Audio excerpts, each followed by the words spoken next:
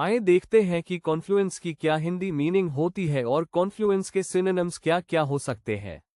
अगर कॉन्फ्लुएंस के हिंदी मीनिंग की बात करें तो होता है संगम या मिलन। कॉन्फ्लुएंस की क्या हिंदी मीनिंग होती है दोस्तों? संगम या मिलन। अगर कॉन्फ्लुएंस के सिनोनिम्स की बात करें तो होते हैं मीटिंग पॉइंट या जंक्शन। कॉन्फ्लुएंस के क्या सिनोनिम्स होते हैं? मीटिंग पॉइंट या जंक्शन। ए फ्लैट मेरे पास एक एग्जाम्पल है दोस्तों, उस देख लेते हैं। The confluence of two rivers was a beautiful sight. इसका हिंदी ट्रांसलेशन है दो नदियों का संगम एक सुंदर दृश्य था।